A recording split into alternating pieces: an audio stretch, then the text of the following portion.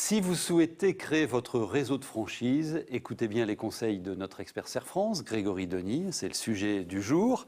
Et vous allez nous emmener, on va prouver l'intérêt du sujet par l'exemple, vous allez nous emmener chez l'un de vos adhérents qui a tâté du sujet de la franchise. Tout à fait, oui, effectivement. La franchise aujourd'hui pèse énormément dans l'économie, c'est 55 milliards d'euros de chiffre d'affaires. Ah ouais.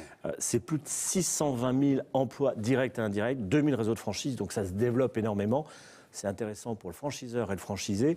Et Steve Delattre, qui est gérant du centre mondial pare-brise à Athun, près de Montreuil, il a très bien compris. C'est dans le Pas-de-Calais. C'est dans le Pas-de-Calais et il a plusieurs franchises. Alors lui, il est franchisé et vous allez découvrir son business.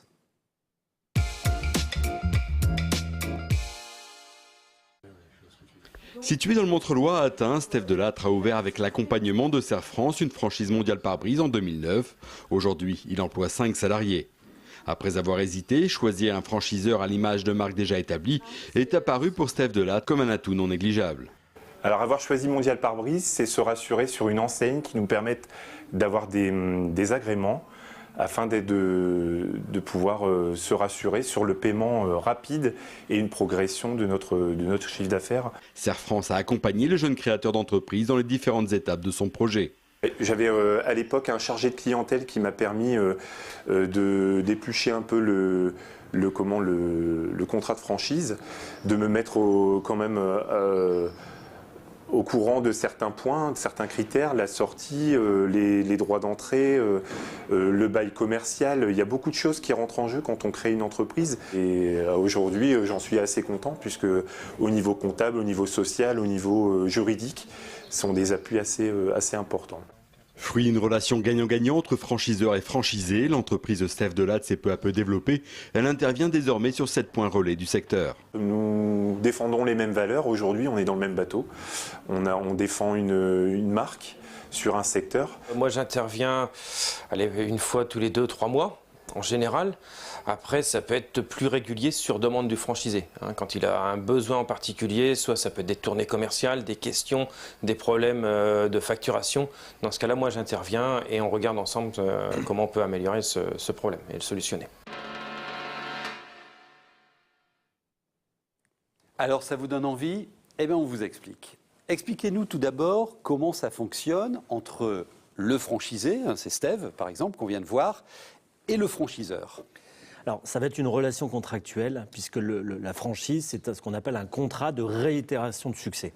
C'est quoi ça? Alors, c'est-à-dire que le franchiseur dispose d'un concept, d'une marque, d'un savoir-faire, et il va proposer à des partenaires, les franchisés, de partager, de réitérer ce succès en le déployant un peu partout sur des zones géographiques. Voilà le principe de base, la réitération du succès. Alors, on comprend bien l'intérêt pour le franchisé. On l'a vu avec Steve Delattre, il s'appuie sur une marque forte, un concept qui marche.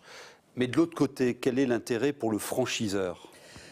Alors, un des premiers intérêts, c'est de pouvoir avoir un développement rapide, peu onéreux et surtout moins risqué, puisqu'il va être partagé par des entrepreneurs. Ah oui, il ne doit pas tout investir. Lui. Exactement. Et puis il peut justement maîtriser sa croissance en disant j'ouvre ou j'ouvre pas de nouvelles franchises. Ses partenaires vont être motivés puisqu'ils auront mis de l'argent dans leur franchise. Un peu, Et puis il y a des économies d'échelle grâce à un réseau qui se déploie rapidement. La logistique, les achats, les approvisionnements peuvent être mutualisés. Après, il y a quelques contraintes, il faut l'avoir en tête. On le voit, il faut bien des ressources pour accompagner dans la durée ces franchisés. Il y a un ticket d'entrée financier important qui peut être nécessaire à mettre. Nous, on parle des fois de 300 000 euros, parce qu'il y a beaucoup de travail à faire, à construire un réseau. Et les retours sur investissement ne sont pas tout de suite, c'est 3-4 ans minimum. Donc ça, c'est à l'avoir en tête. Et puis, il y a une dernière contrainte qu'il peut y avoir, c'est si on a recruté un mauvais franchisé, ça peut nuire à l'ensemble du réseau. Ouais, donc il ne faut pas se tromper, bien analyser le marché, la franchise. Et puis, c'est un véritable chef d'entreprise, le franchisé. Il doit investir et faire son business plan avec le retour sur investissement, comme vous le disiez. Alors, si, ça y est, c'est décidé, je crée mon propre réseau de franchise, comment je dois m'y prendre? La première chose, je dirais même c'est un préalable, c'est même pas une première étape, c'est de s'assurer que le concept, la marque ou le savoir-faire que vous avez est vraiment réitérable. Et et surtout par d'autres. Ce n'est pas parce que vous avez réussi à le faire que d'autres pourraient le faire. Si c'est intuitu personnel, c'est plus compliqué.